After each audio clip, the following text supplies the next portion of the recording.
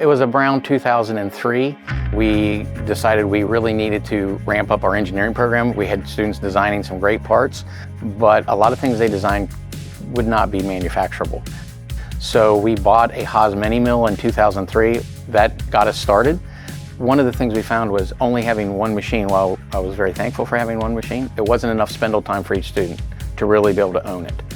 The other thing was we only had 3 axes, and trying to continue to be at the forefront and support what industry is emulating, we needed both some live tooling on a turning center, and we also needed to add automation to our CNC lineup, and we also needed a 5-axis.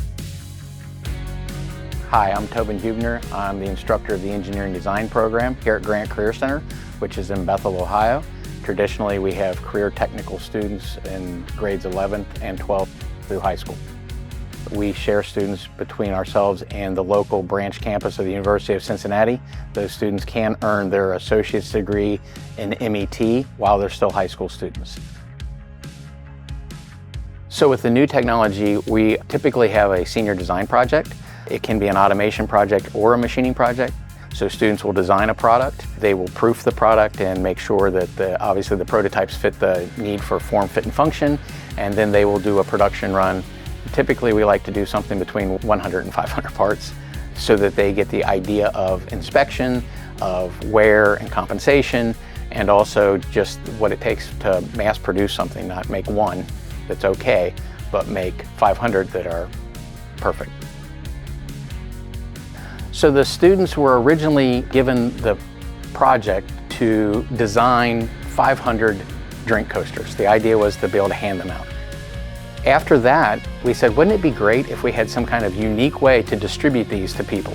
We had one of our designers, she said, wouldn't it be funny if we could have a roller coaster that the coasters could ride on? So the coaster, it's an interactive. The machine parts are, they had to make a part dispenser.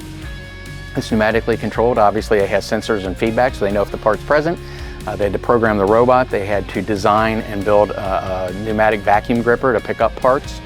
They designed the coaster that the actual coaster would run through, did programming with LED lights to make it interactive. Again, we're trying to not just be efficient, but kind of grab attention and show all of the things that in automation we touch.